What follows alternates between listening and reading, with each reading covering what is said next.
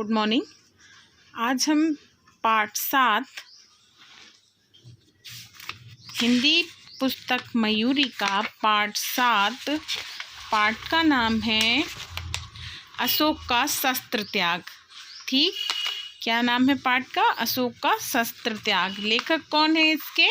लेखक हैं बंसीधर श्रीवास्तव। ठीक है, बंसीधर श्रीवास्तव इसके लेखक हैं। उसी पाठ के प्रश्नोत्तर लिखेंगे। तो जब आप चैप्टर स्टार्ट करते हैं लिखना, तो ये ज़रूर लिखा करें कि कौन से चैप्टर के लेखक कौन हैं। ठीक, पहला क्वेश्चन में हमें सही विकल्पों पर निशान लगाना है। तो पहला लिखा है क्वेश्चन, कलिंग का युद्ध कब से हो रहा था? इसका उत्तर है 4 साल से। दूसरा प्रश्न है, गुप्तचर क्या समाचार लाया? गुप्तचर कलिंग महाराज के मरने का समाचार लाया। स्त्रियों की सेना का नेतृत्व कौन कर रही थी? आंसर है कलिंग की राजकुमारी। पद्मा के ललकारने पर अशोक ने क्या किया? आंसर है हथियार डाल दिए। ठीक, अब हम लिखेंगे अगला क्वेश्चन। इसमें लिखा है अशोक कहाँ के राजा थे? आंसर है अशोक मगध के राजा थे। कहाँ के राजा थे? मगध के। दूसरा क्वेश्चन है, अशोक अपने शिविर में किस समय टहल रहे थे? आंसर है अशोक अपने शिविर में शाम के समय टहल रहे थे। अगला क्वेश्चन है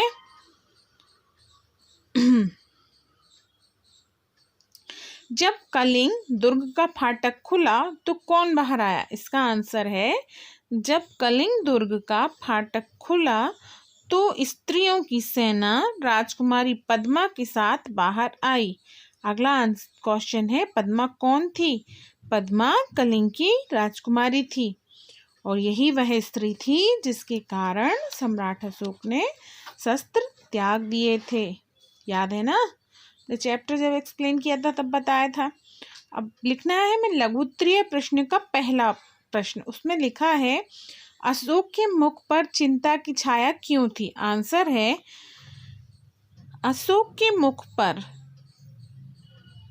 चिंता का मूल कारण कलिंग और मगध के बीच 4 साल से चलता युद्ध था, जिसमें लाखों आदमी मारे जा चुके थे और लाखों घायल हो गए थे, किंतु अभी भी युद्ध का परिणाम नहीं निकला था। ये अशोक की चिंता का कारण था। ठीक, सेकंड वाला क्वेश्चन है, संवाददाता से क्या समाचार पाकर अशोक उत्साहित हो गए?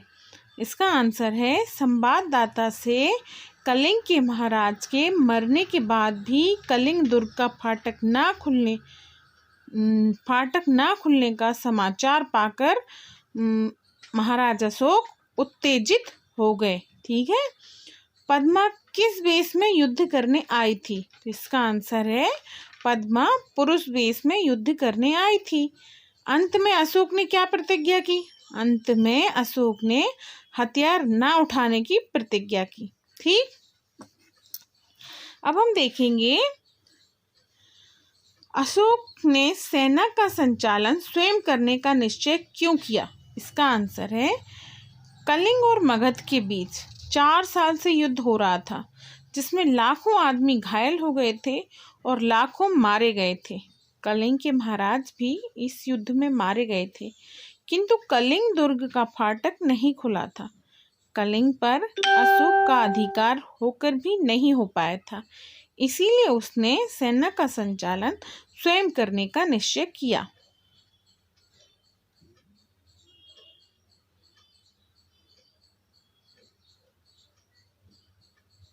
अगला क्वेश्चन है दीर्घ उत्तरीय का, अशोक ने अपने सैनिकों को क्या प्रण करने को कहा? आंसर है अशोक ने कलिंग पर अधिकार प्राप्त करने के लिए अपने सैनिकों से मातृभूमि की शपथ लेकर प्रण करने को कहा कि या तो हम कलिंग के दुर्ग पर अधिकार कर लेंगे या सदा के लिए मृत्यु की गोद में सो जाएंगे।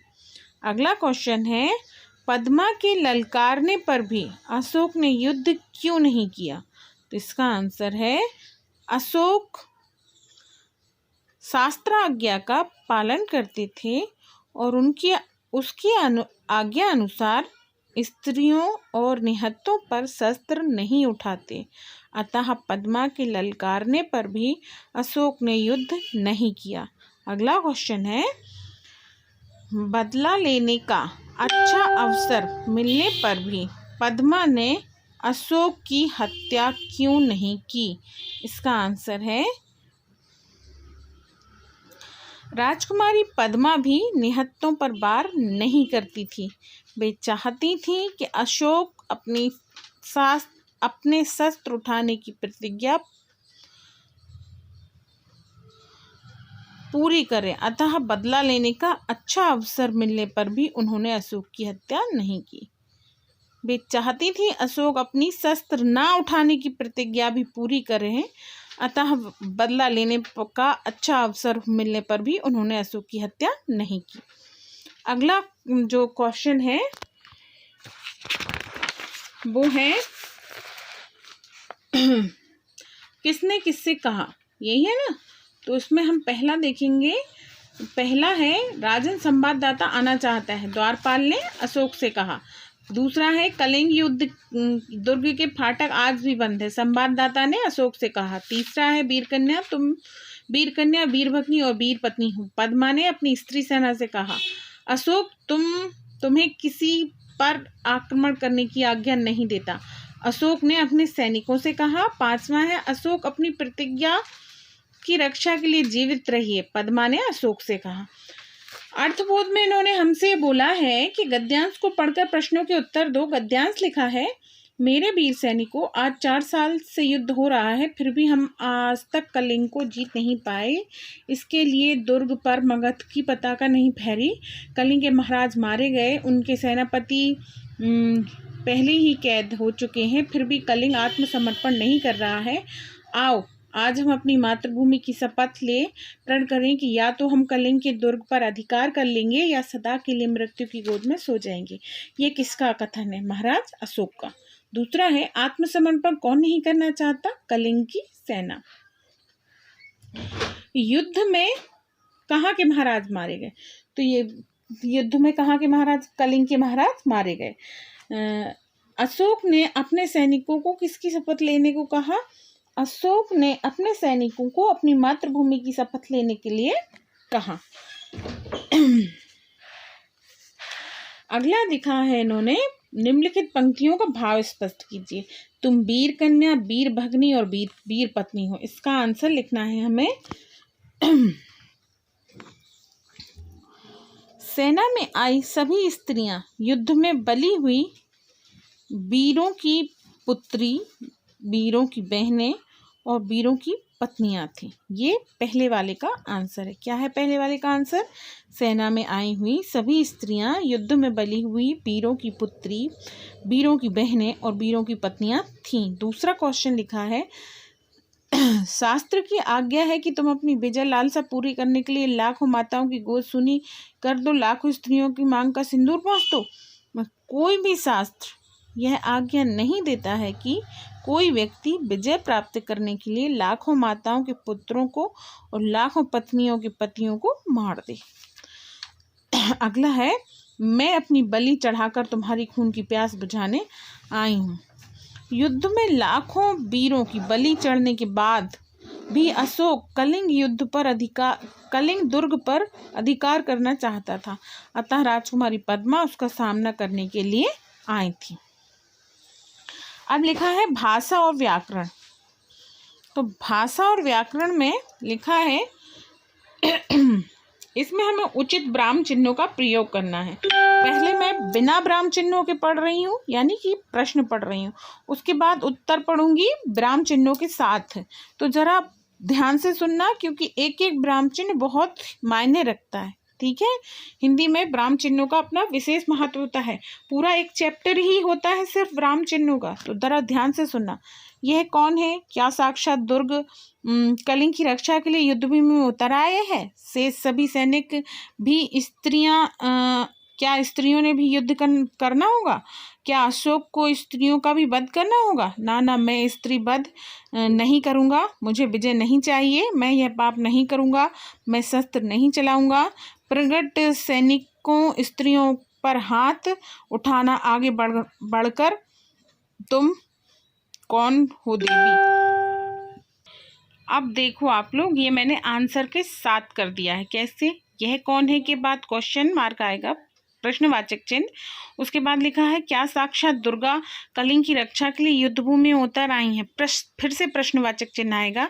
शेष सभी सैनिक भी स्त्रियों क्या स्त्रियों से सभी सैनिक भी के बाद जो लिखा है वहाँ अपना स्त्रियां भी सैनिक भी स्त्रियां हैं, यहाँ पूर्ण विराम आएगा। उसके बाद क्या स्त्रियों से भी युद्ध करना होगा के बाद फिर प्रश्नवाचक चिन्ह आएगा। क्या अशोक को स्त्रियों का भी वध करना होगा, फिर से प्रश्नवाचक चिन्ह आएगा। पहले ना के बाद विस्मयादिबोधक, दूसरे ना के बाद विस्मयादिबोधक, फिर आएगा मैं स्त्री के बाद डैश आएगा, वध नहीं करूँगा के बाद पूर्णविराम आएगा। मुझे विजय नहीं चाहिए, पूर्णविराम आएगा। मैं यह पाप नहीं करूँगा, पूर्णविराम आएगा। मैं शस्त्र नहीं चलाऊँगा, पूर्णविराम आएगा। प्रगट जो शब्द है वो ब्रैकेट में आएगा, सैनिकों के बाद कॉमा आएगा, फिर स्त्रियों पर हाथ नहीं उठाना, फिर यहाँ पूर्ण विराम है, और आगे जो शब्द है वो ब्रैकेट में है, फिर तुम कौन के बाद कॉमा आएगा, फिर हो देवी के बाद पूर्ण क्वेश्चन मार्क आएगा। ये अपना आंसर हो गया। अब हम देखेंगे, यहाँ पर लिखा है निम्नलिखित शब्दों के लिंग बदल कर लिखिए। तो पहला लिखा है सम्राट, तो सम्राट का हो जाएगा सम्राज्ञी, भाई का बहन, वीर का वीरांगना, महाराज का महारानी, पुत्र का पुत्री, पति का पत्नी, पिता का माता, राजकुमार का राजकुमारी। यहाँ पे लिखा है निम्नलिखित मुहावरों के अर्थ लिखकर वाक्यों में प्रयोग कीजिए। मैंने अर्थ लिख दिए हैं, आप लोग वाक्यों में प्रयोग करना। मृत्यु की गोद में सो जाना, मृत्यु हो जाना, लोहा लेना, युद्ध में मुकाबला करना, मांग से सिंदूर पहुंचना, विधवा बना देना, गोद सूनी करना, पुत्र की हत्या कर देना, और सदा के लिए अपनी आंखें बंद कर लेना, मर जाना। ये मैंने इनके वाक्य बना दिए हैं, इनके अर्थ लिख दिए हैं, आप लोग वाक्य में प्रयोग करके मुझे बताएं, और ये चैप्टर कंप्लीट हो